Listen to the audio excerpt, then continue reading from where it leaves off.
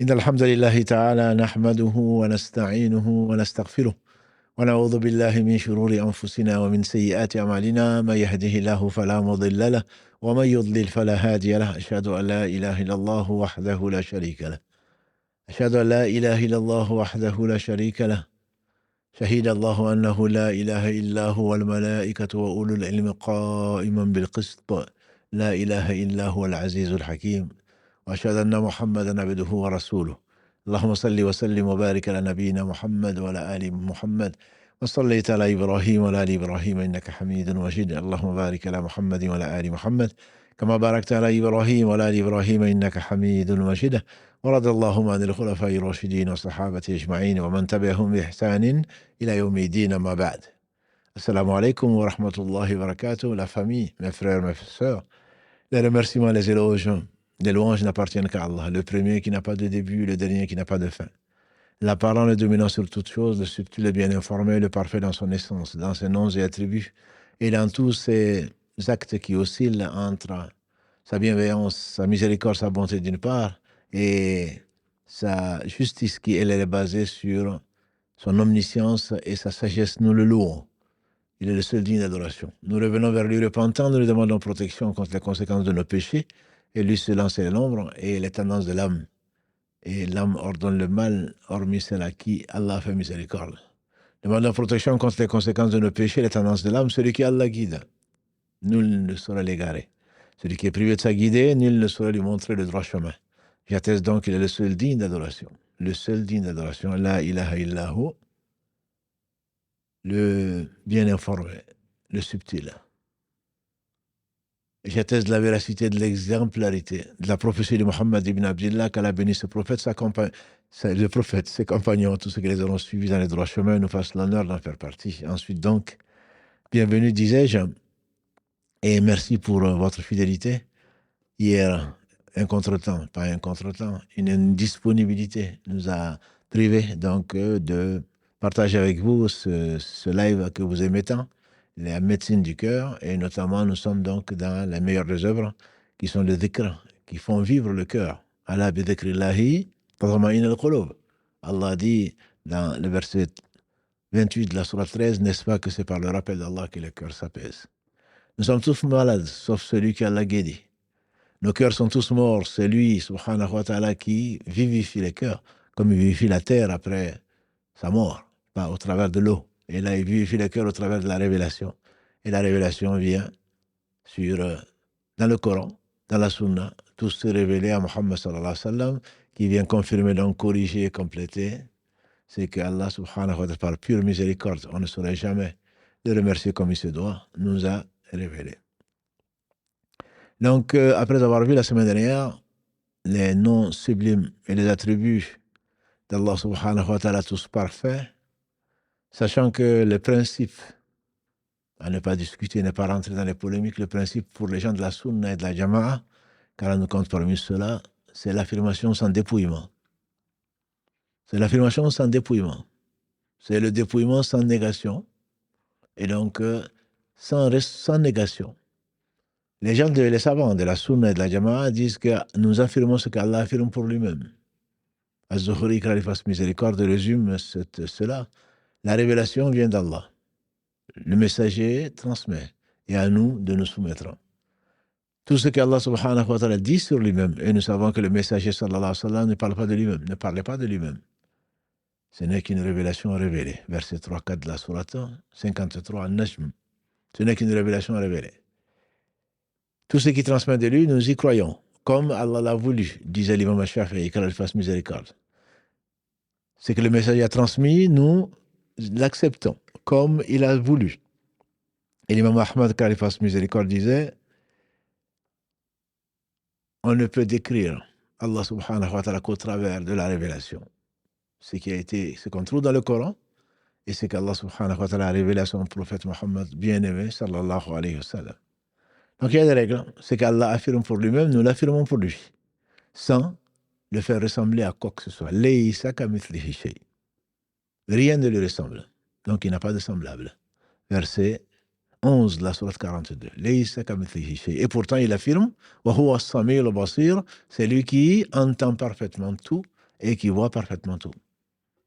Donc nous faisons ressembler rien à Allah, il n'a pas de semblable. Walam yakul lahu kufuwan ahad, il n'a pas d'égal. Il n'a pas, donc, il n'a aucun besoin. Il n'a pas d'assistant non plus. La hawla wa la quwwata illa billah, et la ilaha illahu, il est donc le seul digne d'adoration.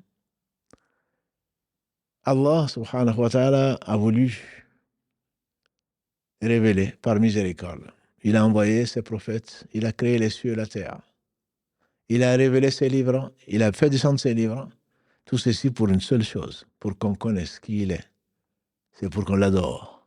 Cette adoration est résumée. Cette adoration est symbolisée. Cette adoration est marquée par une phrase que nous répétons souvent et qui est la plus utile, ici-bas et dans l'au-delà. C'est la ilaha illallah. La ilaha illallah. Donc il y a d'autres êtres dignes d'adoration que Allah. Souvent on l'a traduit, dans les temps anciens, dans les années 80, 90, on trouvait dans la traduction en français, Dieu c'est les dieux. Et peut-être encore aujourd'hui, certains de nos frères, de nos sœurs disent la ilaha illallah, ça veut dire Dieu c'est les dieux, alors que ce n'est pas ça. La ilaha illallah, il n'y a pas d'être digne d'adoration si ce n'est Allah subhanahu wa ta'ala, al-ma'boud bil-haq. Al-ma'boud bil-haq, c'est-à-dire doit être Dieu est adoré, divinisé par toutes les créatures, l'ensemble des créatures. Allah, c'est celui. On dit que Allah, en fait, dit Ibn Abbas, c'est Al-Ilah, c'est-à-dire le Dieu, avec un grand D. Avec un grand D, ce nom est répété plus de 2200 fois dans le Coran. C'est le nom propre, si on peut l'appeler, d'Allah. Tous les autres noms, on dit Allah est le miséricordieux, par essence, par excellence, le généreux, le bon, le bienveillant, l'omnipotent, l'omniscient, on dit c'est Allah. On ne dit pas l'omniscient est l'omnipotent est le miséricordieux. Non, on dit Allah est omnipotent, Allah est le miséricordieux, Allah est le beau, Allah est le subtil, le bien informé, c'est toujours Allah. Donc c'est son nom propre, Al-Ilah. On dirait en français le Dieu, avec un grand D, et donc la contraction a donné Allah. Allah est ce nom donc, qui s'est donné en arabe. Il peut avoir donné à différents prophètes d'autres noms, puisqu'ils n'étaient pas arabes, le prophète en tout cas qui n'était pas arabe, et il y en a eu, comme on a lu la traduction, 124 000 ou plus de 120 000 prophètes, alayhim salatu wassalam. Dans leur langue, on n'a pas envoyé des messagers à leur peuple sans leur tant si ce n'est dans la langue de son peuple afin qu'il leur explique. C'est pour cela que ceux qui pensent qu'il ne faut pas parler français dans une mosquée ou il ne faut pas écouter en français, non, l'islam n'est pas en français, mais comment tu vas comprendre? Tous les peuples, comme le prophète n'était pas arabe, on dit qu'il y en a eu 3 qui sont arabes, et Dieu seul sait. Donc il faut transmettre. La communication aujourd'hui, on sait qu'elle est extrêmement importante. Que dire alors de celui qui a tout créé? Ignorerait-il celui qui a créé alors que le Latif, le bien informé, le Al-Khabir, le bien informé, le subtil. Et donc, il a envoyé à chaque peuple au moins un prophète dans la langue de son pays, qui est né parmi eux, que l'on connaît, on connaît ses antécédents, on connaît son présent, on connaît son caractère excellent, on sait qui c'est. Et donc, quand il a apporté une chose, comme le professeur Salam, quand il est arrivé, quand il a appelé les gens, quand il a eu la révélation, de pouvoir transmettre aux Aqrabines, à ces gens qui sont propres, il est monté sur la Safa. Il a sabahakum. C'est une façon de dire venez, venez. Quelque chose d'important. Il leur annonce. Si je vous disais qu'il y avait une armée derrière As-Safa, qui est le mont, un des monts sur lesquels la mère d'Ismaïl, Hajar, est montée pour chercher de l'aide, et il y a encore des traces à côté de la Kaaba. Le prophète est monté là, c'était à côté de la Kaaba, où les Quraysh se réunissaient. Sabahakum. On dirait votre vie en dépend, ou on dirait votre bonjour, ou votre jour. Se rassembler autour de lui, et quand on lui a demandé, quand il a dit plutôt, et si je vous disais que derrière cette monticule, il y a une armée qui est prête à vous envahir, est-ce que vous allez y croire? Ils ont dit, mais bien sûr qu'on va y croire, tu n'as jamais menti. Comme l'a affirmé également Abu Sufyan, bien qu'il était son ennemi avant l'islam, Abu Sufyan, quand il a été interrogé par Héraclius, l'empereur de Byzance, qui lui a dit, je t'ai demandé, est-ce que cet homme a déjà menti avant la révélation? Il a répondu, parce que j'ai dit toujours, les Arabes ne mentaient pas. À l'époque, les Arabes ne mentaient pas, par honneur. Il a répondu, non, il ne mentait pas, parce que lui ne mentait pas. Il ne pouvait pas mentir sur le prophète sallam, mais il a dit non, il ne mentait pas. Et Héraclius lui a dit, je me suis dit alors, celui qui ne ment pas aux hommes ne peut pas mentir sur Dieu. C'est un des arguments de la raison pour dire que ce qu'a apporté Mohammed sallallahu alayhi wa sallam ne venait pas de lui puisqu'il ne mentait pas avant la révélation. D'où la gravité du mensonge, mes frères et sœurs. Même pour blaguer, avec des expressions aujourd'hui sur les réseaux sociaux ou dans la bouche de nos enfants, de nos petits-enfants, MDR, LOL. Non, faut pas accepter ces expressions comme ça. Ce n'est pas pour rire. Non, je rigole. Non, on rigole pas. On sourit, on peut faire des blagues, mais qu'ils soient toujours dans la vérité. Je disais donc que Allah a envoyé Muhammad sallam dans la langue de son peuple, qui est l'arabe. Il ne savait ni lire ni écrire. Et donc, en arabe, il l'appelait le Dieu créateur, il l'appelait Allah, Al-Ilah, le Dieu. La ma'boud bihaqqin illa Allah, la ilaha illallah, il n'y a d'être digne d'adoration que Allah. Voilà le sens. Donc, Al-Ilah, les Arabes connaissaient Allah. Ils disaient, par exemple, Bismik Allahumma. Pour écrire une lettre ou quelque chose comme ça, il disait, au nom de toi, ô Allah, Bismik Allahumma. Il appelait Allah, et Allah le dit, notamment dans la sourate 39, Wala in sa'altahum man khalaqa samawati wal ard, la yaquluna Allah. Si tu leur demandes, ya Muhammad, demande-leur, qui a créé les cieux et la terre, ils diront, c'est Allah. Donc, ils avaient une conception d'Allah. Par contre, c'est que pour eux, il fallait passer par autre pour atteindre Allah. Et c'est toute la différence de conception que les polythéistes d'hier et d'aujourd'hui ont et qui n'est pas ce que Allah subhanahu wa ta'ala aime et agrée. Allah dit notamment dans la sourate 39, verset 3, si ma mémoire est bonne, ils disent Ma na'buduhum illa liyuqarribuna ila Allahi zulfa. On les adore, ces idoles, ces statues, mais on les adore pour atteindre Allah. C'est pour cela que dans l'islam, il n'y a pas d'intermédiaire, il n'y a pas de confession, il n'y a pas d'aller voir quelqu'un demander à Allah de ceci, cela, parce qu'Allah est trop haut. Pour eux, c'est pour dire que c'est de la glorification en fait. Quand tu les écoutes, tu dis, ah ouais, ils ont raison. Ils aiment Allah. Ils l'aiment. Ils le craignent tellement qu'ils n'osent pas, ils préfèrent passer par ses amis. Alors qu'Allah dit, Allahu aliyyul ladina amanu. Allah est en réalité les alliés des croyants. Tout croyant est un allié d'Allah subhanahu. Je dis bien croyant, je ne dis pas musulman. Tout croyant est un allié d'Allah subhanahu wa ta'ala. Donc Allah, c'est le nom propre de celui qui est le seul digne d'adoration. C'est pour cela que le sens, la parole la plus véridique, la parole la plus véridique, la parole la plus noble, la plus utile, la cause de l'envoi de tous les prophètes sans exception, de la descente de tous les livres, c'est affirmer, enseigner aux gens qu'il n'y a pas d'être qui a droit à une adoration si ce n'est Allah seul. La ilaha illallah. C'est l'anse solide. C'est celui qui conduit vers la voie droite. C'est la parole ferme à laquelle Allah fait allusion dans la sourate 14, la sourate Ibrahim 14, quand il appelle à l'intelligence des hommes, quand il leur donne cet exemple. Daraballahu mathala kalimatan tayyiba. On appelle également la parole pure. Kashajaratin tayyiba, comme un arbre. Asluhu thabit wa faruha fi sama.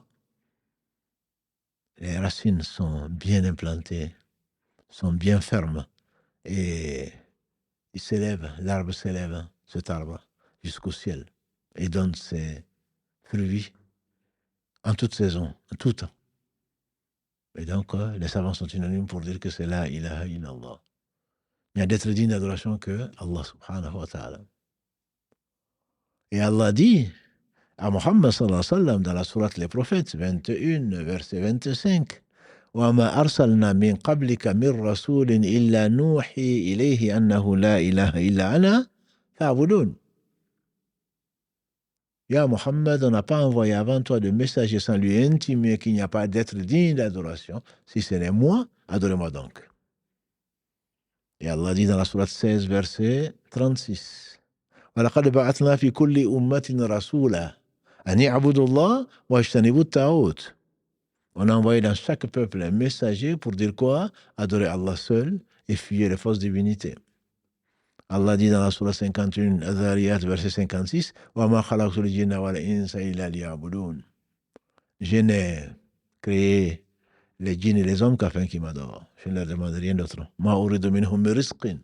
Je ne leur demande pas de me pourvoir de la subsistance. وَمَا أُرِيدُ أَن يُطْعِمُونِ. Je ne leur demande pas de me nourrir. Inna Allah huwa ar-razzaqu dhul quwwati al-matin. Allah, c'est le pourvoyeur en tout bien et le détenteur de la force inébranlable. La ilaha illallah, c'est la vérité absolue. C'est sur quoi tient le monde de ce qu'il contient, les cieux comme la terre. Allah dit subhanahu wa ta'ala dans la sourate 3, verset 18. J'ai commencé par ce verset dans ce live. Allah dit dans le verset 18, Shahid Allahu annahu la ilaha illahu. Allah témoigne lui-même, Shahid Allahu annahu, que la ilaha illahu, il n'y a pas d'autre être digne d'adoration si ce n'est lui. Wal malaikatu wa ulul ilm. Les anges témoignent de même que les gens de science. C'est-à-dire que celui qui est quelqu'un de science ne peut pas ne pas témoigner. Et Allah associe les anges et les gens de science dans ce témoignage sublime. La ilaha illahu, il n'y a de divinité digne d'adoration que lui, Al-Azizul Hakim, Al-Aziz, le puissant, Al-Hakim, le sage. Le connaître certainement, c'est l'aimer. C'est la raison de l'envoi de tous les prophètes, alayhim salam. Cette seule phrase, si on savait ce que c'était, on passerait certainement notre vie à le vivre certainement, mais également à la répéter, tellement Allah y a mis du mérite. Cette phrase, elle a été prononcée, je disais, par tous les messagers, tous les prophètes qui ont tous appelé leur peuple à n'adorer que Allah. À commencer par le premier des messagers, Nuh, alayhi salam. Abdallah ibn Amr, ibn As, qu'Allah l'agrée ainsi que son père, il a rapporté, dans ce qui a été consigné par l'imam Tirmidhi, qu'Allah lui fasse miséricorde, ainsi qu'à tous nos savants, que Nuh, alayhi salam, Noé, le prophète Noé, alayhi salam, a dit à son fils, ô mon fils, si les 7 cieux et ce qui contiennent, les 7 terres, étaient placés dans un plateau de la balance, et que la ilaha illallah était placée dans l'autre plateau de la balance, et la ilaha illallah qui l'emporterait. Si seulement on le savait. Il a dit, Nuh, alayhi salam, mon fils, si les 7 cieux et les 7 terres formaient un anneau, la ilaha illallah les briserait. La ilaha illallah les briserait. Dans le même sens, avant nous est l'un des 5 meilleurs hommes que la terre a porté, celui à qui Allah a parlé de vive voix, je parle de Moïse, Moussa alayhi salam. Il a demandé à son Seigneur, Ya Rabb, ô Seigneur, Ya Rabb, enseigne-moi une invocation. Et une invocation par laquelle je t'appelle. C'est comme, je dirais, quel est le nom que tu préfères? Enseigne-moi une évocation parce que je t'aime, parce que je veux être aimé de toi. Je n'existe que par toi et que par ta cause. Enseigne-moi une invocation, une évocation par laquelle je t'appelle. Allah lui dit à Moussa, dis la ilaha illallah. Et à Moussa dit, Allah seul mérite l'adoration. Comme s'il n'avait pas mesuré ça, il dit, ya Rab, Seigneur, tous tes serviteurs disent la ilaha illallah. Je dirais, justement. Allah a dit à Moussa, comme si ça ne suffit, la ilaha illallah, ça c'est pour tes... Tout le monde dit, moi ce que je veux, c'est quelque chose de particulier, mon Seigneur, que tu aimes et que tu as gardé pour toutes ces personnes qui veulent le nom suprême d'Allah, par lequel quand il l'appelle, il t'invoque, et que personne ne sait si ce n'est eux. Non, mon frère, non, ma soeur, ne suis pas le charlatan. Ne sais-tu pas que Asma bint Yazid, quand elle a agréé, une femme du temps du prophète sallam, elle rapporte que le prophète sallam a dit, les noms d'Allah subhanahu wa ta'ala sont dans 2 versets. Les noms d'Allah sont dans 2 versets. Le verset 163 de la sourate al-Baqarah, wa inna ilahakum ilahun wahid. Wa inna ilahakum ilahun wahid la ilaha illahu ar-Rahman ar-Rahim. Et votre Seigneur est un Dieu unique. Et votre Dieu est un Dieu unique. Il y a d'autres êtres dignes d'adoration que lui, Ar-Rahman Ar-Rahim, le miséricordieux par essence et par excellence. Le miséricordieux par essence et par excellence. Et dans le verset 1 et 2 de la sourate 3, Alif Lam Mim, Allahu la ilaha illahu al-hayyul qayyum. La ilaha illahu al-hayyul qayyum. Donc c'est Allah. Dans ces 2 versets, Inna ilahakum ilahun wahid. La ilaha illahu ar-Rahman ar-Rahim. On a vu la semaine dernière qu'il y avait les noms qui désignaient et qui contenaient dans le sens, c'était global, comme Al-Mashid, Al-Hayyu, Al-Qayyum, comme Abu Umama l'a rapporté du prophète sallam, le nom suprême d'Allah est dans 3 versets, dans 3 sourates, dans 3 versets, dans 3 sourates. La sourate al-Baqarah, sourate al-Imran et la sourate Taha. La sourate al-Baqarah, Allahu la ilaha illa huwa al-hayyul qayyum. La sourate al-Imran, qu'on vient de réciter, versets 1 et 2, Alif Lam Mim, Allahu la ilaha illa huwa al-hayyul qayyum. Et dans la sourate 20, Taha, wa anatil wujuhu lil hayyil qayyum. Laqad khaba man hamala dhulma. Le verset 111 de la sourate 20. Ces noms composés Al-Hayyul Qayyum, et tout ceci revient à Allah. Al-Majid, et tous ces noms d'Allah subhanahu wa ta'ala sublimes viennent dans le même sens pour décrire celui que ne peut décrire que lui-même, subhanahu wa ta'ala. Donc Allah est le nom suprême. Un autre hadith authentique rapporté par les gens des Sunan, c'est-à-dire Tirmizi, An-Nasa'i, Ibn Majah et d'autres. Ou Bourayda, qu'Allah rapporte que le prophète sallallahu alayhi wa sallam a entendu quelqu'un dire, Ya Allah, Allahumma, je te demande, as'aluka bi'annaka anta Allahu la ilaha illa anta, al-fardu samad, alladhi lam yalid wa lam yulad wa lam yakul lahu kufuwan ahad. Ya Allah, je t'appelle, je t'invoque parce que tu es la ilaha illa anta. Il n'y a de digne d'adoration que Allah, que toi. Al-Fardu Samad, l'unique dont tout a besoin de parfait. Alladhi lam yalid wa lam yulad, celui qui n'a pas été enfanté, qui n'a pas enfanté. Alladhi lam yalid wa lam yulad wa lam yakul lahu kufuwan ahad, et à qui nul n'est égal de me donner ceci et cela. Le prophète sallam a dit, il vient d'appeler Allah par un des noms par lesquels, quand on l'appelle, il répond. On vient trouver à nouveau Allah. Le prophète sallam a également dit, celui qui appelle Allah par l'invocation de Yunus alayhi salam, le prophète du poisson que la baleine a avalé, Allah répond ces invocations. Et ce verset, on le connaît, ce dua, on le connaît, C'est la ilaha illa anta subhanaka inni kuntu minaz zalimin. Pas de divinité digne d'adoration si ce n'est toi. Je faisais partie des injustes. Si lui reconnaît, avoue son injustice, que dire alors de nous? Pour revenir à notre hadith de Moussa, qui s'est dit, mais tout le monde dit ça. Tout le monde dit, Allah, moi je veux quelque chose de spécial. Ma soeur, mon frère, que le trompeur ne se trompe pas. Celui qui te dit que Allah lui a enseigné un nom que personne ne sait, c'est un charlatan. Le prophète sallam a dit, la meilleure parole que moi et tous les prophètes avant moi ont dit, c'est la ilaha illallah. La parole, la meilleure des paroles que moi, Mohammed sallallahu alayhi wa sallam, et avant les prophètes qui sont venus avant moi, qui ont dit, la meilleure des paroles, c'est la ilaha illallah. C'est encore Abdallah ibn Amr ibn As, Canada grec, qui a rapporté ce hadith.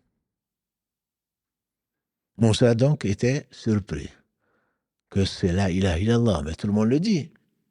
Il a dit, ya Moussa, oh Moussa, si les 7 terres et ce qu'elles contiennent, hormis moi, les sept cieux plutôt, et ce qu'elles contiennent hormis moi, et les 7 terres et ce qu'elles contiennent étaient mis dans un plateau de la balance, c'est un peu comme le hadith d'Abdallah ibn Amr ibn As à propos de Noé, ce qu'il a dit à son fils. La vérité, elle est la même. Ce qui est vrai pour Noé est vrai également pour Moussa.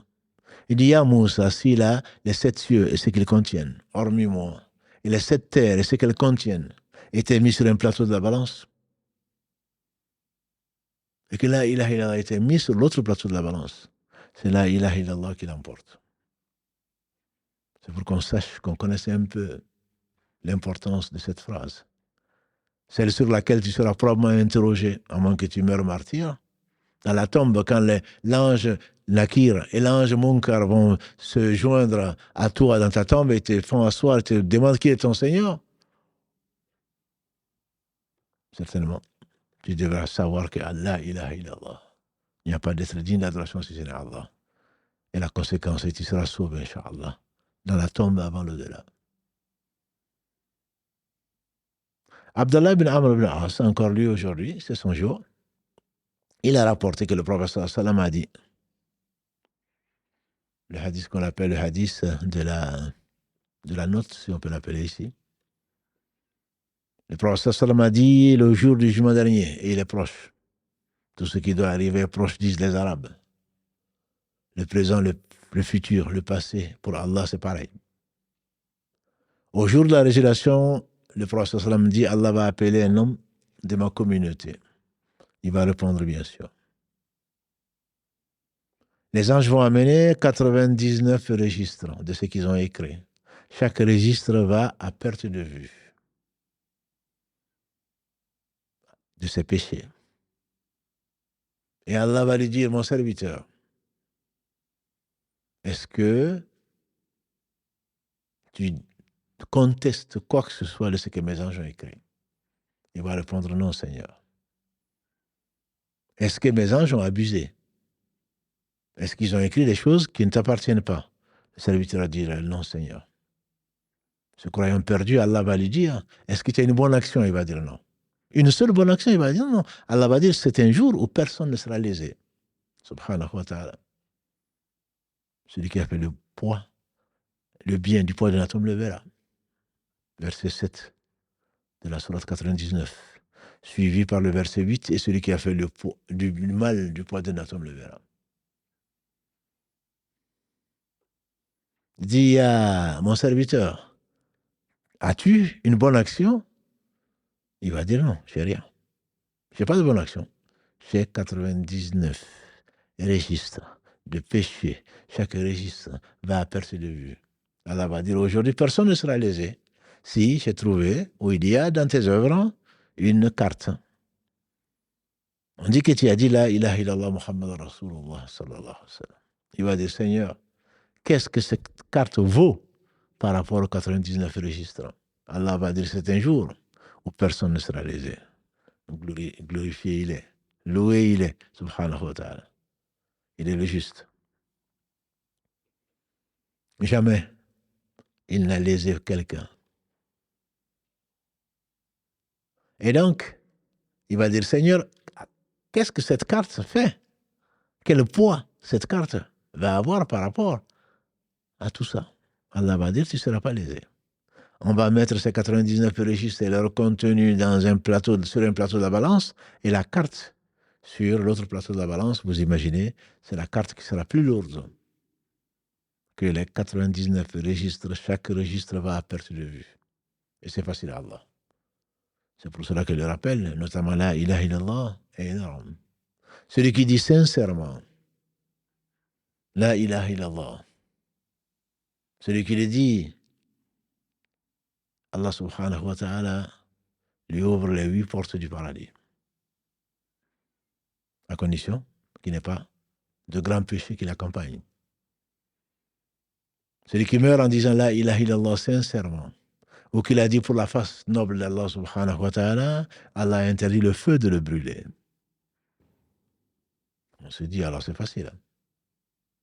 Dans la vie pratique, ici-bas, pour l'au-delà, Abu Huraira, Kalalagré, dans ce qui a été rapporté par les deux, Al-Bukhari et Muslim, car il fasse miséricorde, il dit, le prophète sallallahu alayhi wa sallam, qui ne parlait pas de lui-même, nous a enseigné que celui qui dit la ilaha illallah, wahdahu la sharika lah, lahul mulku wa lahul hamd, wa huwa ala kulli shay'in qadir, point de divinité digne d'adoration si ce n'est Allah, sans associer.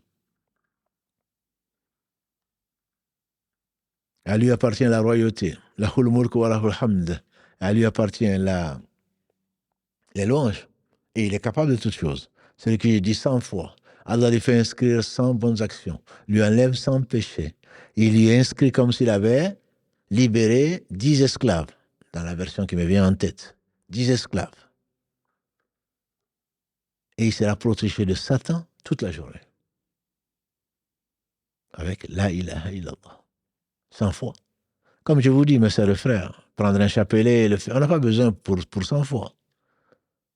Quand je dis 1000 fois, ton cœur n'est pas là, tu n'en connais pas l'essence.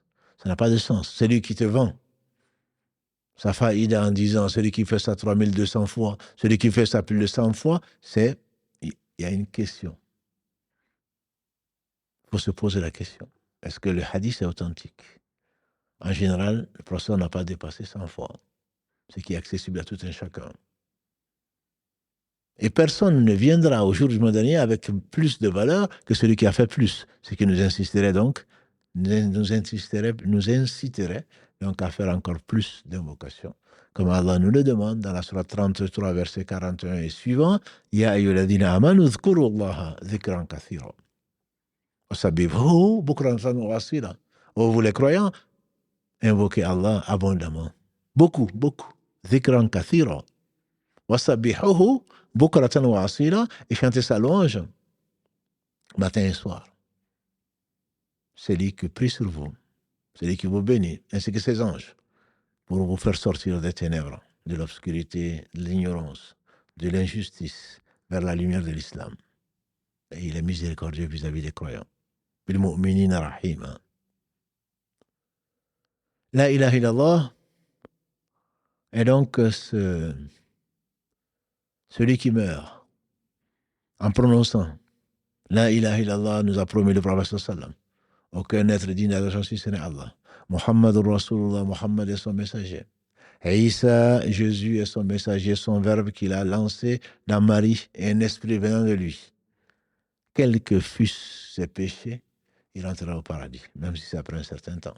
Il entrera au paradis. Donc la ilaha illallah, c'est Allah qui te sauvera au travers de la ilaha illallah. Mais Anas ibn Malik, radiallahu ta'ala, nous a rapporté que le prophète sallallahu alayhi wa sallam a dit, celui qui dit la ilaha illallah, Allah fera sortir de l'enfer toute personne qui aura dit sincèrement la ilaha illallah, s'il a dans son cœur le poids d'une graine d'orge.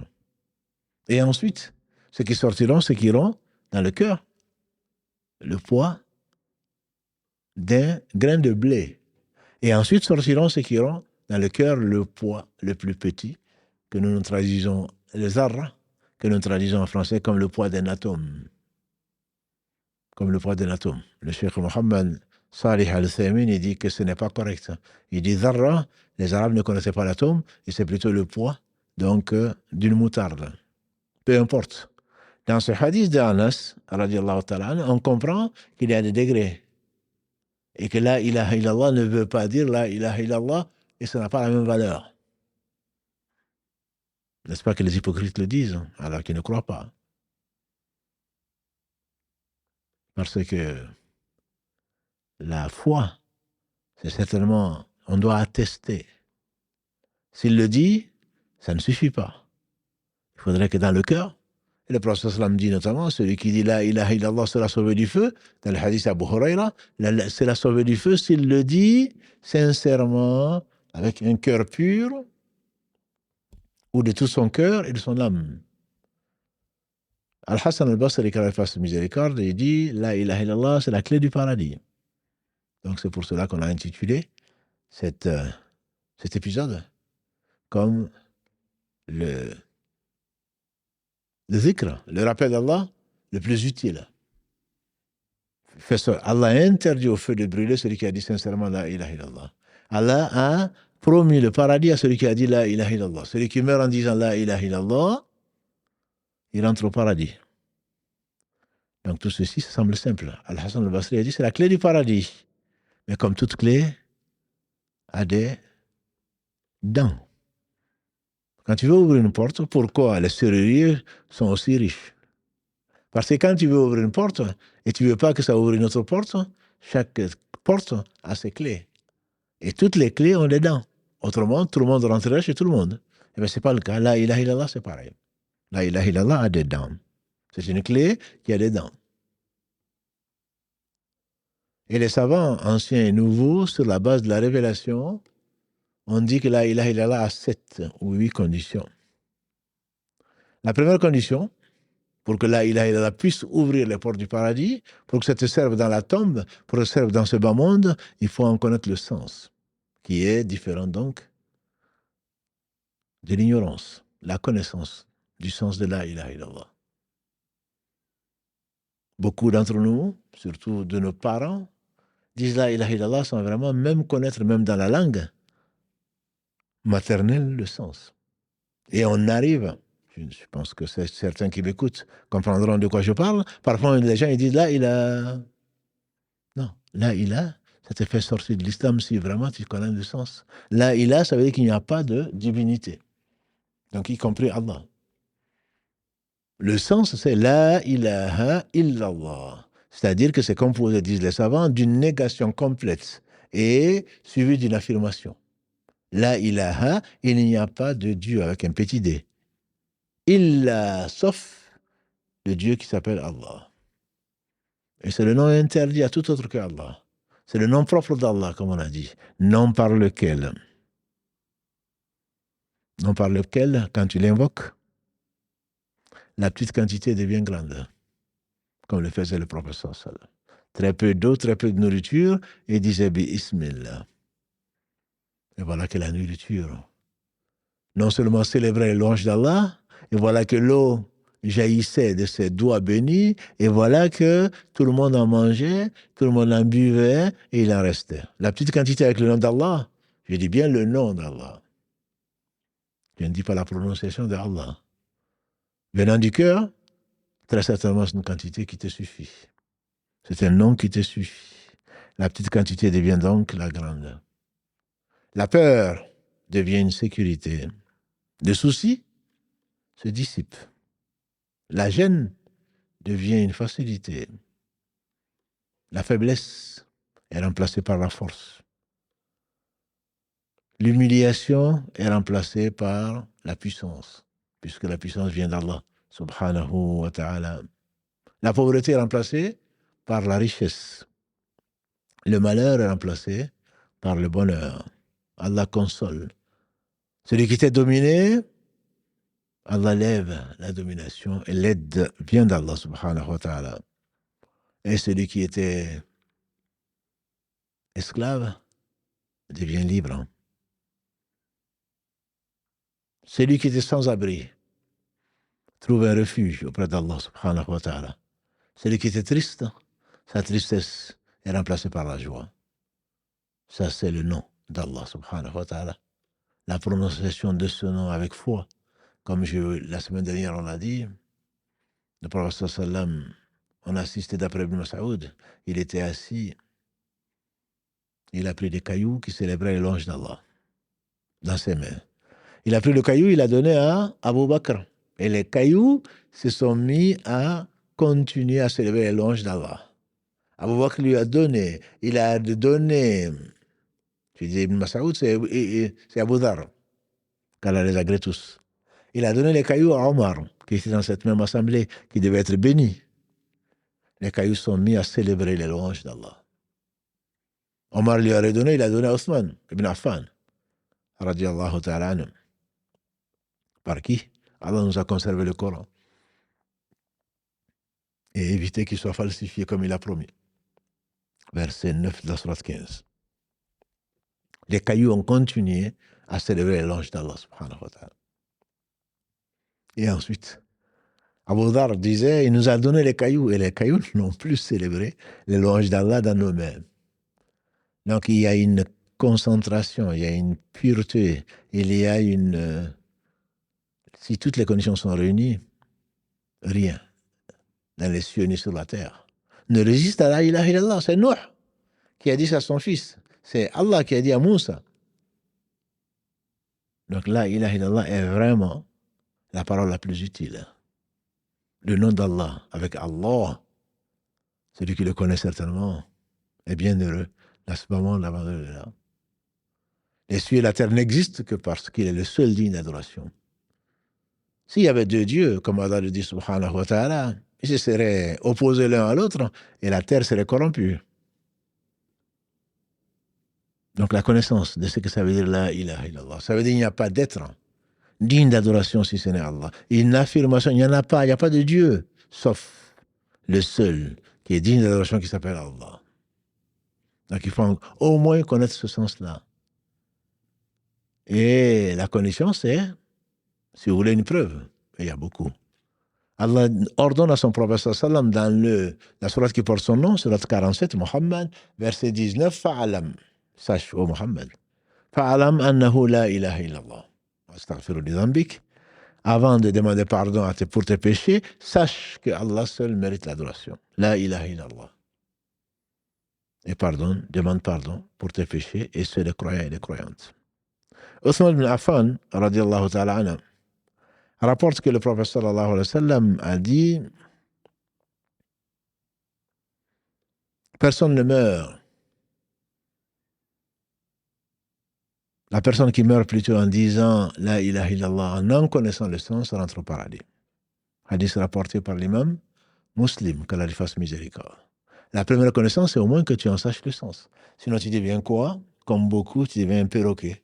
Tu répètes ça, la ilaha illallah, comme le perroquet, mais une fois que tu rencontres l'adversité, tu vas adorer autre que Dieu. Tu n'as pas d'enfant, tu vas avoir un charlatan qui va te dire, fais ceci et cela, égorge une vache rose, tu vas aller en chercher, tu n'en trouveras pas, mais tu vas égorger. Égorge une mouche, tu cherchais une mouche pour l'égorger, parce que la ilaha illallah, tu n'en connaissais pas vraiment le sens. La ilaha illallah veut dire, entre autres, que quand tu invoques Allah. L'exclusivité. Quand tu invoques Allah. Et personne d'autre. Surtout pas un mort, qu'on l'appelle wali ou pas. Allah seul sait quels sont ses alliés. Il dit Inna awliya Allahi la khawfun alayhim wa lahum yahzanun alladhina amanu wa kanu yattaqun. Les alliés d'Allah, ils n'auront pas de crainte. Ils ne seront pas tristes. Qui sont-ils? Alladhina amanu, c'était les croyants. Et ils craignaient, ils s'évertuaient dans les bonnes œuvres, s'éloignaient de la désobéissance et ils obéissaient à Allah. Inna awliya Allahi la khawfun alayhim wa lahum yahzanun alladhina amanu wa kanu, ils s'efforçaient, yattaqun, chercher la piété. La connaissance de ce que veut dire la ilaha illallah, c'est ce qui a empêché les Arabes de dire la ilaha illallah. On a dit, ils croyaient que Allah était le seul, ou est le seul qui a créé Ils croyaient qu'Allah seul pourvoyait aux besoins. Ils croyaient qu'Allah seul gérait. Mais simplement, n'adorer que lui, n'invoquer que Allah, non. Ma na'buduhum, on a dit, verset 3 de la Sourate 39, Ma na'buduhum illa liyuqarribuna ila Allahi zulfa. On ne les adore pas, les idoles, mais on veut juste qu'ils se rapprochent, qu'ils nous rapprochent d'Allah. Comment est-ce que vous allez réduire, disait-il, s'étonnait-il, vous allez réduire Mohammed et tes prédécesseurs, vous voulez réduire les dieux à un seul? Non, ça c'est une chose extraordinaire. Comment ça? Un seul Dieu, non. C'est pour cela qu'ils refusaient la ilaha illallah. La connaissance de la ilaha illallah les a empêchés d'attester cela. Quand tu dis la ilaha illallah, ça veut dire que quand tu n'adores que Allah et personne d'autre, et quand tu invoques, quand tu cherches de l'aide, tu ne cherches l'aide que d'Allah. Quand je dis cherche que l'aide que d'Allah, ça ne veut pas dire, bien que le prophète sallam a fait prêter allégeance à certains compagnons de ne rien demander à personne. Et il a enseigné à Ibn Abbas, qui était un adolescent, quand tu demandes, demande à Allah. Quand tu demandes de l'aide, demande à Allah. Parce qu'Allah seul peut. Et personne d'autre que lui ne peut. La hawla wa la quwwata illa billah, il n'y a pas un changement d'état, il n'y a pas de force si ce n'est pas Allah. Quand tu demandes, demande à Allah. Mais il n'est pas interdit de demander à quelqu'un qui peut t'aider, tout en sachant que la hawla wa la quwwata illa billah, qui ne pourra t'aider que si Allah le veut. Mais si, en particulier, disent les savants, tu sais qu'en lui demandant, ça lui fait plaisir de t'aider, tu peux le faire et que toi, tu n'en es pas capable, bien sûr. Pas avec la télécommande. Dans ce monde moderne, on peut tout faire, mais donne-moi ça. Si je te dis, s'il te plaît, encore, c'est que j'ai été poli. On pense que nos femmes, nos enfants, les servants, c'est comme si on les avait créés. Non. Si tu peux faire quelque chose, il faut le faire. On dit que le calife Omar ibn Abdelaziz, un soir, on dit qu'il était là et il avait un servant qui était en train de lui donner du vent avec un éventail. Et il était assis, le servant était fatigué et quand il a fini, Omar ibn Abdelaziz, quand il a vu ça, il a pris l'éventail et il lui a donné du vent. Le servant s'est réveillé, affolé bien sûr. C'est le calife qui me donne du vent. Il a dit, mais tu as fait pareil avant que je dorme, avant plutôt que tu dormes. Tu étais fatigué, donc tu as droit à la même chose. Quand tu peux aider, tu aides. Quand tu demandes à Allah. Le verset central, comme le dit Ibn Qayyim, quand il fasse miséricorde, Allah a révélé 114 livres qu'il a rassemblés dans 4 ans. La Torah, l'Évangile, les psaumes et le Coran. Il a révélé les 3 premiers. Les 3 premiers, il les a réunis dans le Coran. Et le Coran, il a tout réuni, tout le Coran, dans la Fatiha. On en a parlé il n'y a pas longtemps. Et toute la Fatiha, il a réuni dans quoi? Dans le verset central, qui est le verset 4. Iyyaka na'budu wa iyyaka nasta'in. C'est toi seul que nous adorons, c'est de toi seul que nous implorons secours. Quand tu demandes de l'aide, du secours, tu demandes à Allah. L'aide, le secours, tu demandes à Allah. Iyyaka na'budu, c'est toi seul que nous adorons. Wa iyyaka nasta'in, c'est de toi seul que nous implorons secours. On ne demande ni à un djinn, ni à qui que ce soit quand on demande secours. Sauf si c'est la personne est vivante et tu es dans la nécessité absolue, tu comptes que sur Dieu en te disant cette personne est passée, Allah est juste, Allah est bienveillant, Allah est bonté, il a envoyé cette personne pour m'aider. Pourrait-il m'aider pour ceci? Tu es noyé ou autre chose. Mais tu sais que c'est Allah qui l'a envoyé. Je vous ai probablement raconté cette histoire de cet homme, de qui on pense du bien, qui était dans la nécessité. Que dis-je? Qui était contraint, qui s'est levé et qui a prié la nuit. Quand il a prié, il n'a pas fini de prier qu'Allah a envoyé un cavalier qui descend et qui lui donne une enveloppe, si on peut l'appeler ainsi, qui lui donne de l'argent et qui dit, je suis un tel. Si tu as besoin de quoi que ce soit, appelle-moi. Je suis connu dans le village. Qu'est-ce qu'il a dit? Ce serait moi, je lui dirais, est-ce que pour ne pas oublier ton nom et ton adresse, tu n'as pas une carte de visite à me donner? Non, il a dit, je te remercie. Mais si j'ai besoin de quoi que ce soit, j'appellerai celui qui t'a réveillé dans la nuit et qui t'a amené ici. C'est pas ce que je te conseille de dire à quelqu'un qui t'a fait du bien. Mais c'est ça que tu dois penser. Alhamdulillah qui t'a amené ici. Au bon moment, bien sûr. Parce qu'il voit, il sait. Et sa promesse est vraie. C'est Allah qui t'a aidé au travers de celui-là. Et on le verra peut-être, tout bienfait vient d'Allah. Le fait qu'il pense à toi, ça vient d'Allah. Le fait qu'il ait ce que toi tu n'as pas, ça vient d'Allah. Le fait qu'il accepte de se donner, alors qu'on sait que la personne est avare. L'avarice est un vilain mot, un vilain mal plutôt. C'est Allah qui lui a permis de donner, qui lui a permis de marcher jusqu'à toi, etc., etc. La cause première, c'est Allah, subhanahu wa ta'ala. Et donc, connaître Allah, quand tu demandes à Allah, ça fait partie de l'adoration. Quand tu invoques Allah. Quand tu as peur d'Allah. Ça ne veut pas dire que tu n'as pas peur d'autre chose. Allah dit dans la sourate 28, Al-Qasas, verset 18, Moussa a eu peur quand il a appris ce qu'on lui préparait. C'est normal, ce qu'on appelle la peur naturelle. Mais cette peur ne doit pas t'amener à l'interdit. Si cette peur amène à l'interdit, à ce moment-là, tu deviens un associateur. Tu ne dois pas non plus avoir peur, une fois que la peur passe, ce qu'on appelle la peur secrète.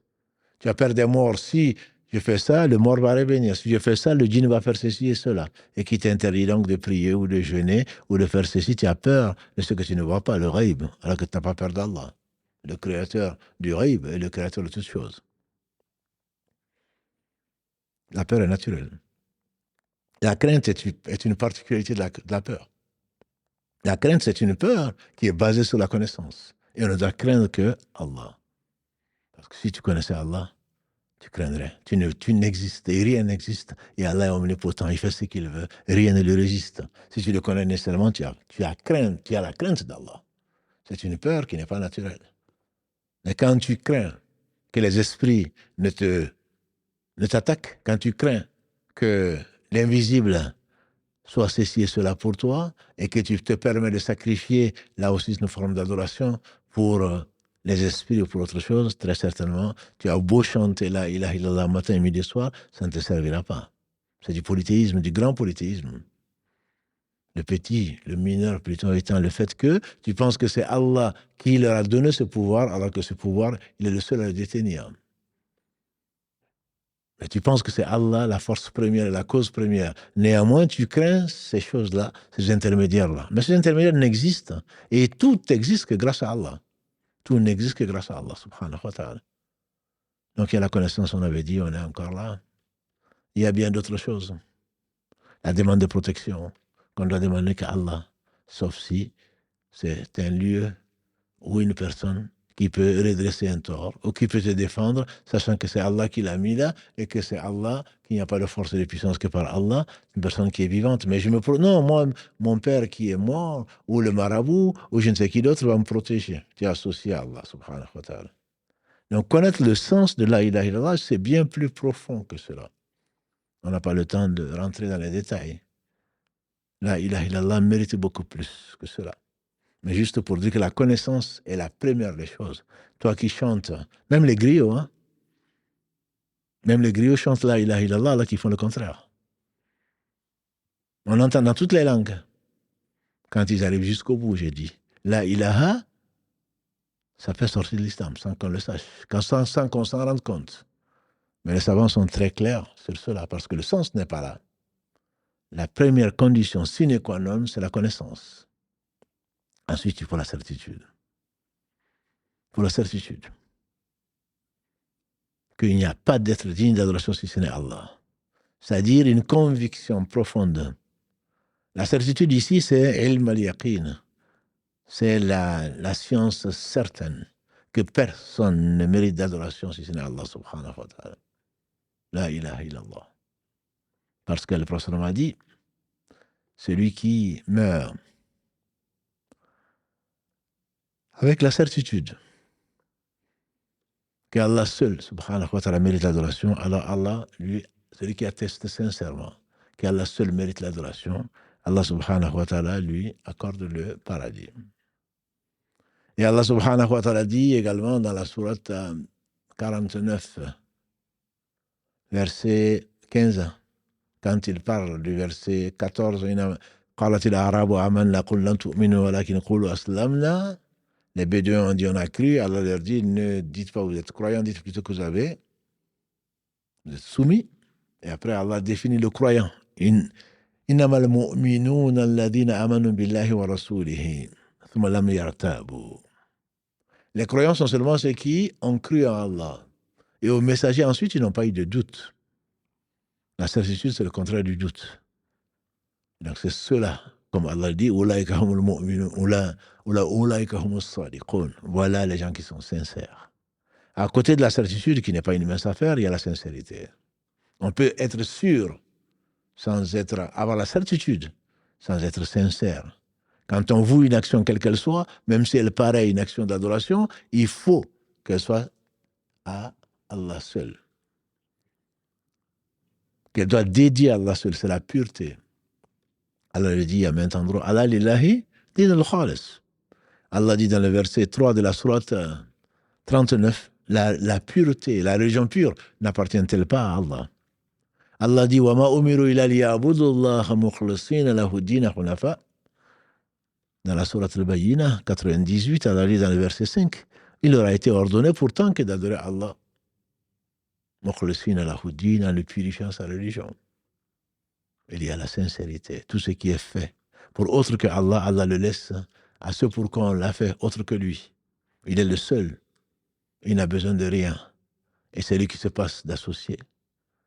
Et donc, quand il est là, ilaha illallah, il faut que tu sois sincère dans ce que tu dis. Pas pour avoir ceci et cela, on connaît les 3 premiers combustibles de l'enfer, qu'Allah nous en préserve. La sincérité n'est pas tout. Une quatrième condition sine qua non pour que la ilaha illallah te serve, pour que la clé puisse ouvrir le paradis, c'est la véracité. Le prophète sallam nous a enseigné la véracité. Et Allah subhanahu wa ta'ala, entre autres versets de la sourate qui portent leur nom, les hypocrites. 63, verset 1. Quand les hypocrites viennent, ils te disent, Nashahadu, nous attestons que tu es vraiment le messager d'Allah. Allah atteste effectivement que tu es son messager. Et Allah atteste que ce sont des menteurs. Donc la langue ne suffit pas. Il faut que ce soit sincère dans le cœur et que le cœur l'affirme et n'en doute pas, comme on l'a vu tout à l'heure. Allah dit subhanahu wa ta'ala dans la sourate 29, l'araignée, versets 1 à 3, Alif Lam Mim. Ahasiba an-nas an yutraku an yaqulu amanna wa hum la yaftanun. La yaftanun. Les gens croient-ils, après Alif Lam Mim, les gens pensent-ils, croient-ils qu'on les laissera parce qu'ils ont dit on croit à Allah? Alors qu'ils n'ont pas été testés. En yutraku an yaqulu, ils ont simplement dit an yaqulu amanna wa hum la yaftanun, que nous croyons alors qu'ils n'ont pas été testés. Non. Laqad fatanna alladhina min qabli. On a certainement éprouvé les gens d'avant afin qu'Allah connaisse, bien qu'ils sachent tout, afin qu'Allah montre, fasse connaître les gens qui sont sincères des menteurs. Donc cette véracité vient de l'épreuve. Allah nous teste. Il a créé la mort et la vie pour nous tester. Donc cette véracité fait partie des conditions de la ilaha illallah. Pas seulement j'atteste, mais véridiquement et sincèrement, je sais que Allah seul mérite l'adoration. D'autres conditions, comme l'assujettissement. Quand tu dis la ilaha illallah, il y a autre être digne d'adoration si ce n'est Allah, il te faut assumer. Devant les événements, quand Allah te dit d'obéir, tu obéis. As-tu d'autres divinités en dehors d'Allah? Connais-tu d'autres divinités en dehors d'Allah? Tu suis tes passions et tu dis la ilaha illallah? Certainement pas. وما كان لمؤمن ولا مؤمنة إذا قضى الله ورسوله أمرا أن يكون لهم الخيرة من أمرهم. Verset 36 de la sourate 33, Allah dit, il n'appartient pas à un croyant, ni à une croyante. Une fois que Allah et son messager ont décrété d'une chose, qu'il est le choix. L'assujettissement et la soumission en font partie. L'amour est tout à fait autre chose. Celui qui dit la ilaha illallah, Ibn Qayyim disait, la ilaha illallah veut dire, il n'y a pas d'autre être digne d'être aimé pour lui-même si ce n'est Allah. Il n'y a pas d'être digne d'être aimé pour lui-même si ce n'est Allah. Et donc cet amour est une condition. Tu ne peux pas dire la ilaha illallah et ne pas aimer Allah. Ne pas aimer pour Allah, pour atteindre, pour goûter à la foi. ومن الناس من يتخذ من دون الله أندادا يحبونهم كحب الله والذين آمنوا أشد حبا لله. Allah dit subhanahu wa ta'ala, s'agissant de l'amour, dans la sourate 2, Al-Baqarah, verset 165, il y a des gens qui prennent en dehors d'Allah des associés qu'ils aiment autant qu'Allah. Les croyants sont bien plus forts dans leur amour pour Allah. Il y a parmi les conditions, donc, il y a l'amour, il y a l'acceptation, également par le cœur, et donc par la langue. Et Allah subhanahu wa ta'ala le dit à maintes endroits. Ce sont des conditions, et des savants rajoutent également le fait de mécroire au tarout, de mécroire aux fausses divinités, se basant entre autres sur le verset qui suit Ayatul Kursi, quand Allah dit Allahu waliyyu alladhina amanu yukhrijuhum minan dhulumati ilan nur walladhina kafaru awliya'uhum at-taghut.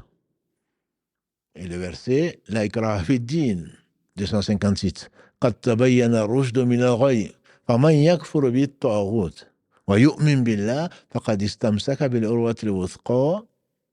Allah est l'allié des croyants. Il les fait sortir des ténèbres vers la lumière. Et Allah dit, donc celui qui s'accroche, celui qui mécroit plutôt aux fausses divinités et croit en Allah, il a saisi l'anse la plus solide. Jusqu'à la fin du verset 256 de la sourate Al-Baqarah. Donc, certains disent 7 conditions, 8 conditions. Toujours est-il qu'il y a des conditions. Affirmer la ilaha illallah ne suffit pas. Il faut la connaissance, il faut la certitude, il faut la sincérité, il faut la véracité, il faut l'assujettissement, il faut l'acceptation, il faut l'amour. Et si tu veux rajouter le fait de mécroire aux fausses divinités, ça te fera 8. Certains s'arrêtent à 7, d'autres à 8, mais peu importe. Il y a bien entendu des annulatifs. Tu dis la ilaha illallah et en même temps, tu apostasies. Allah a annulé les œuvres de celui donc qui apostasie. Tu dis la ilaha illallah et tu vas voir des charlatans, qui connaissent le futur ou le passé. Ils travaillent avec des djinns, la ilaha illallah, tu vas voir des sorciers. Ceci annule le sorcier, est un mécréant. Celui qui croit ce qu'il a dit, sa mécréance peut aller, la mécréance mineure, la mécréance majeure. Tu dis la ilaha illallah, tu crois qu'il y a mieux que ce qu'Allah subhanahu wa ta'ala a fait descendre. Ton affirmation de la ilaha illallah ne t'apportera pas grand-chose, en tout cas ne te servira pas à grand-chose quand, si tu meurs dans cet état-là. Il y a les annulatifs donc de l'islam, parmi lesquels il y a donc, nous avons dit, l'apostasie. Il y a le polythéisme et Allah ne pardonne pas. Pour celui qui meurt, bien sûr, dans cet état, Inna Allah la yaghfir an yushraka bihi wa yaghfiru ma duna dhalika liman yasha. Allah ne pardonne pas qu'on lui associe quoi que ce soit. En dehors de ça, il pardonne à qui il veut. Verset 48 et ensuite verset 116 de la sourate 4. Il y a des annulatifs de l'islam qui, quand tu les fais, très certainement ton islam ne te servira pas à grand-chose. Parmi les plus dangereux et les plus significatifs, tu as cela. Et tu as également le fait que quand Allah dit quelqu'un ne croit pas et que tu considères la personne comme croyante. Oui, mais c'est Allah qui fera les différences au jour du jugement dernier. Mais il t'a dit qui ne rentrera pas au paradis. Il t'a dit qui rentrera au paradis par sa faveur et qui ne rentrera pas par sa justice. Subhanahu wa ta'ala. Et bien d'autres. L'heure passe vite. Il est déjà 23 heures passées. On ne va pas rester donc sur ce sujet qui est si important, sinon se rappeler que c'est la parole la plus utile qui, grâce à Allah subhanahu wa ta'ala, à travers sa miséricorde, à travers l'envoi des prophètes alayhim salatu wassalam, au travers de ce qu'il a accordé à cette phrase, kalimat tayyib, cette parole pure, cette phrase bénie, qui est bien mieux, qui pèse bien plus que les cieux et la terre réunis. Donc le fait que tu le répètes, en réfléchissant à son sens, en étant sincère quand tu le dis, en étant véridique, en aimant, Parce que ce qui fait sortir l'islam, mes frères et sœurs, c'est que même le fait de faire ce que Allah subhanahu wa ta'ala a ordonné dans l'islam et que tu n'aimes pas, tu le fais. Je ne dis pas que c'est difficile, comme la prière parfois, comme le jeûne, je ne parle pas de cela. Mais tu ne l'aimes pas. Tu détestes faire la prière. Pourquoi tu l'as fait? Tu dois aimer faire la prière, c'est une occasion unique. C'est un don immense qu'Allah subhanahu wa ta'ala te donne pour te purifier, pour te rapprocher, pour changer ton comportement. Si tu n'aimes pas ce que Allah a révélé, alors très certainement c'est un annulatif de l'islam. Parmi les annulatifs de l'islam, ma sœur, c'est le fait de se moquer de ce que Allah a révélé. Le fait de se moquer. Ah, mais vous les musulmans, vous ne comprenez pas la plaisanterie. Vous vous moquez, vous plaisantez sur ce qu'Allah a révélé à son prophète sallallahu alayhi wa sallam. Il y a un certain nombre de musulmans ignorants, bien sûr, qui sont sortis de l'islam sans peut-être même s'en rendre compte, en se moquant des prescriptions de l'islam. Ne le fais pas. Si tu veux, ne le fais pas. Mais si tu te moques des lois d'Allah, si tu te moques d'Allah, si tu moques de la pratique qu'il a instituée pour te rapprocher, alors très certainement, tu es sorti de l'islam sans t'en rendre compte. Tu peux jeûner tous les jours de l'année, tu peux, ce qui t'est interdit d'ailleurs, tu peux prier toute la nuit, tu peux prier tous les jours, cela ne te sera pas compté parce qu'Allah ne l'accepte pas. Il y a bien plus, mais souvent les savants comptent 10 annulatifs. Et encore une fois, quand on le dit, comme disait Hudayfa, radiallahu ta'ala anhu, celui qui ne connaît pas le mal ne saurait pas s'en protéger. Et il dit, les compagnons du prophète sallam lui demandaient sur le bien. Moi, je l'interrogeais sur le mal. Je l'interrogeais plutôt sur le mal, de peur que ça me touche.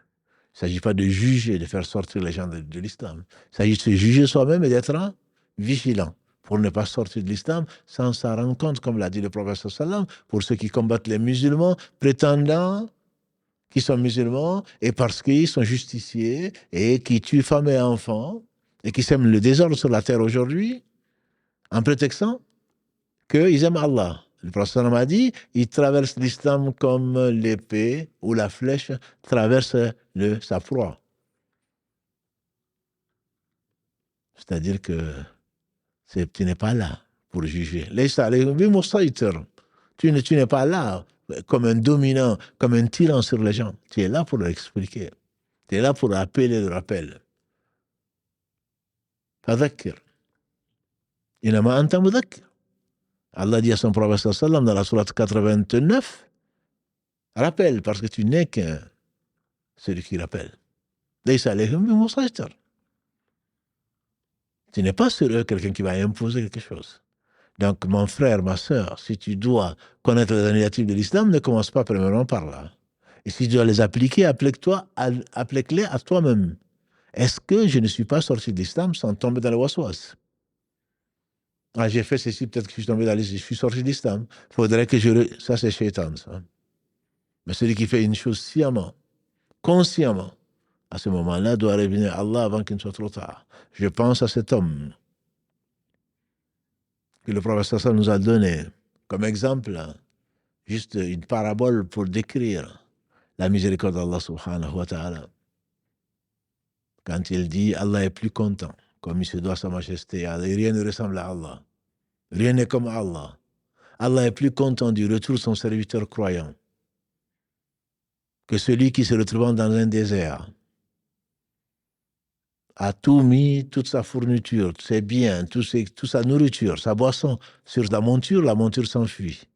Il se couche, attendant la mort. Et Allah, dans sa miséricorde, l'enveloppe de sommeil pour qu'il ne souffre pas, en attendant la mort. Et quand il se réveille, il retrouve sa monture. Et c'est bien. À côté de lui, il est tellement heureux, tellement content qu'il s'écrie, « Oh mon Dieu, je suis ton serviteur, je suis ton Dieu plutôt, tu es mon serviteur. » Un lapsus lingué. Et aujourd'hui, tu disais ça. Il y a des gens qui ne connaissent pas Dieu qui te font sortir de l'islam. Le prophète a souri. Bien sûr, quand il sourit, ce n'est pas quand on se moque d'Allah ou quand on est sorti de l'islam. Tellement il était heureux. Dieu est plus content du retour de son serviteur repentant que cet homme qui vient de retrouver sa monture. Donc il ne s'agit pas de faire sortir les gens de l'islam, il s'agit de voir, est-ce que je n'ai pas moi, fais un acte, dis une chose, je me suis moqué de la religion, je n'aime pas ce qu'Allah a prescrit, est-ce que je ne suis pas sorti de l'islam, auquel cas tes actions. وَلَقَدْ أُوحِيَ إِلَيْكَ, dit Allah à Muhammad sallallahu alayhi wa sallam. وَلَقَدْ أُوحِيَ إِلَيْكَ وَإِلَى الَّذِينَ مِنْ قَبْلِكَ لَئِنْ أَشْرَكْتَ لَيَحْبَطَنَّ عَمَلُكَ وَلَتَكُونَنَّ مِنَ الْخَاسِرِينَ. Nous t'avons révélé à Muhammad, ainsi qu'à tes prédécesseurs prophètes, que si tu associes quoi que ce soit à Allah, tes œuvres seront nulles. Ces œuvres seront annulées. Encore une fois, c'est pas parce que tu n'as pas fait exprès. Tu dis à un enfant, voilà un ange, ça y est. Il y a cette tendance qui existe et qui n'est pas, qui est une secte, qui est là en train de te faire sortir de l'islam. Ah, tu as dit que c'est un ange. Les anges ne sont pas des hommes. Tu as affirmé ceci. Donc tu es sorti de l'islam. Va refaire les grandes ablutions et atteste devant témoin qu'Allah seul mérite l'adoration. Non, ils n'ont rien compris. C'est pas ce que tu as voulu dire, c'est pas ce que tu as voulu faire. Tu t'es trompé, tu as dit ça par allusion, mais tu n'es pas sorti de l'islam. Tu n'es pas sorti de l'islam parce que tu as dit, tu t'es trompé. Non, à cause de moi, disait le prophète sallam, Allah pardonne à ma communauté les fautes, les erreurs, les oublis. Les fautes qui ont été faites par erreur, par contrainte ou par oubli. Donc il ne s'agit pas de faire sortir les gens de l'islam parce qu'ils ont dit un mot, parce qu'ils ont fait telle erreur, parce que ceci, parce que cela. Mais les annégatifs de l'islam sont là, c'est les savants nous les ont regroupés. C'est pour qu'on s'en méfie, c'est pour nous-mêmes, c'est pas pour faire sortir les gens de l'islam comme beaucoup de prétendus élèves de sciences ou qui se prétendent des justiciers l'affirment et surtout l'appliquent sur les autres en faisant sortir tout le monde de l'islam. Le prophète sallam a dit, quelqu'un qui dit à son frère kafir, qui dit aux musulmans, tu es mécréant. Si lui ne l'est pas, et Allah seul sait qui est mécréant, si lui ne l'est pas, alors toi tu l'es. C'est que tu sors de l'islam en train de traiter l'autre de mécréant comme beaucoup de gens le font, sans science, surtout parce que le cœur, il est malade. Accrochons-nous donc au la ilaha illallah, lance la plus solide, le plus pur, la meilleure des paroles, puisque les prophètes, tous, ont eu comme mission d'appeler à cela. Et Allah atteste lui-même qu'il est seul digne d'adoration. La ilaha illallah, ce n'est pas une simple leçon.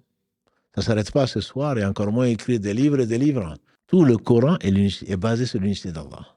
C'est pour cela que sur ta langue, si la ilaha illallah est familier sur ta langue, s'il descendra dans ton cœur, et c'est le plus important. Il ne s'agit pas de répéter la ilaha illallah comme nous l'avons dit comme un perroquet. Il faut vraiment qu'il descende dans le cœur. On espère, on prie Allah subhanahu wa ta'ala qu'à force de le répéter, à force de demander de revenir pardon à Allah, à force d'aimer la ilaha illallah, Allah nous le fasse descendre dans le cœur. Auquel cas, très certainement, il nous accordera ce qu'il n'accorde à personne. La foi sincère. La foi véridique. La foi qui t'amène à traduire ce qui est dans ton cœur par tes actes. L'attestation de la ilaha illallah fait rentrer au paradis. Mais tous savent qu'il n'y a pas être digne d'adoration si ce n'est Allah. Pour les Jahamites, Jaham Safwan, qui disait que la foi c'est seulement dans le cœur. Ça veut dire que Pharaon est musulman. Pharaon était musulman. Il l'a affirmé quand il allait être noyé, mais Allah ne l'a pas accepté. Al-an. Que maintenant. Ça veut dire que Iblis, qui dit à Rab, ô Seigneur, parce que tu m'as induit en erreur, je vais les amener tous en enfer avec moi. Il a dit, Seigneur. Donc, dans son cœur, forcément, il croit. Nous croyons tous. L'attestation est une obligation. Abu Talib, il a dit, je sais que mon fils, et que mon neveu Mohammed sallam est sincère dans ce qu'il dit.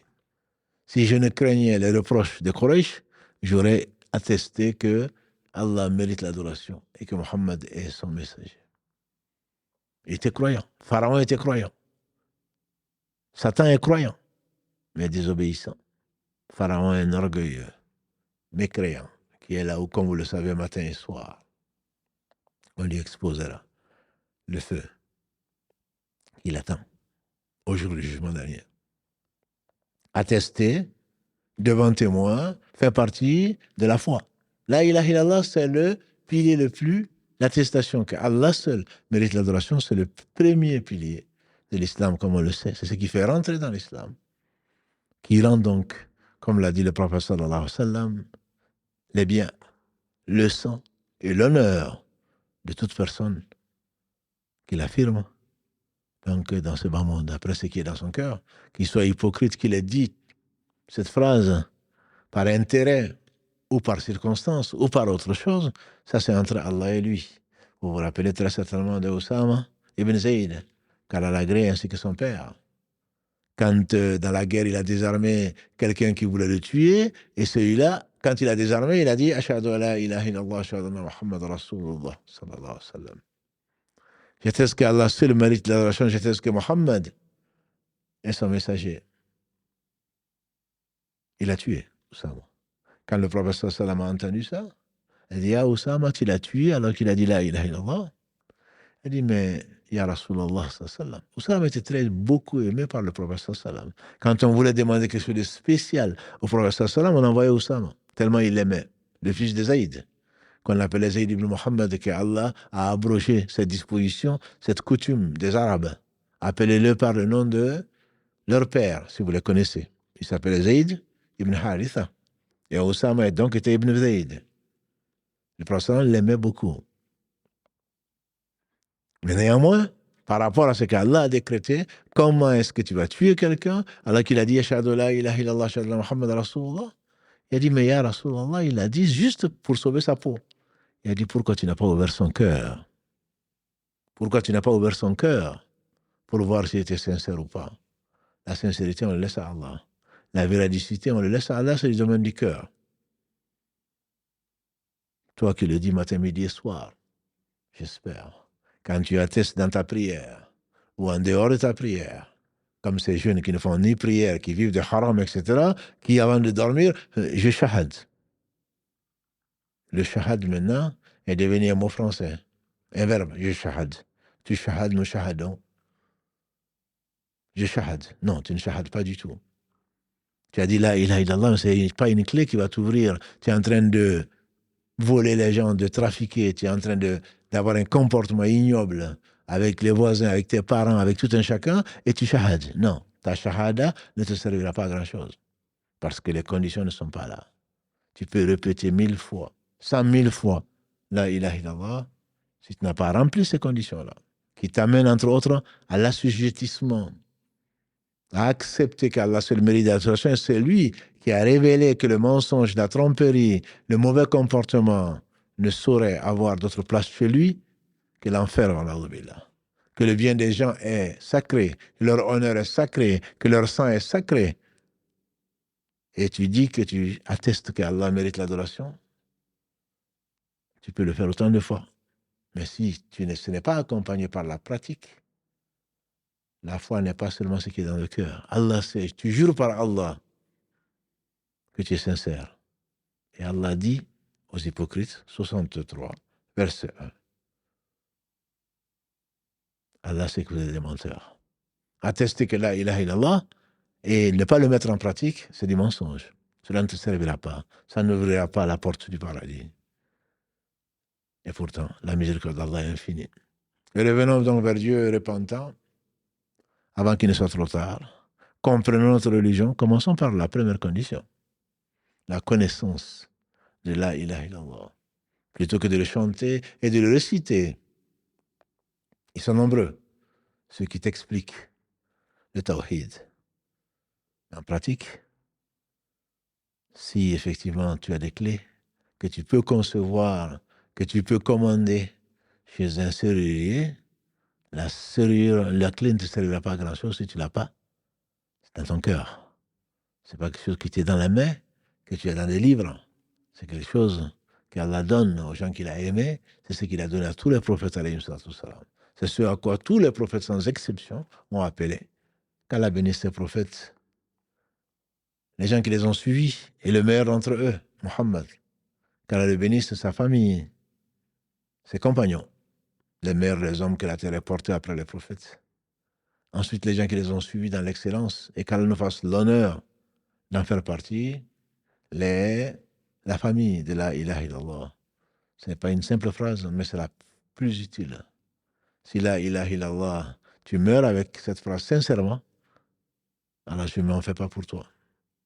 Qu'Allah subhanahu wa ta'ala nous fasse mourir musulmans et nous fasse miséricorde et nous accorde son paradis, nous accorde dans ce bas monde son amour avant l'au-delà. L'amour des gens qui ont connu, qui ont affirmé, qui ont cru qu'Allah seul mérite l'adoration.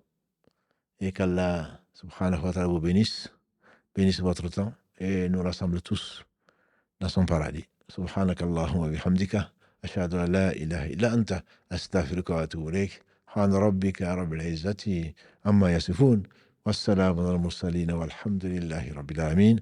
Notre prochain rendez-vous, c'est bientôt, Inch'Allah, ce sera samedi à 22h avant le changement d'heure, Inch'Allah. Wassalamu alaikum wa rahmatullahi wa barakatuh.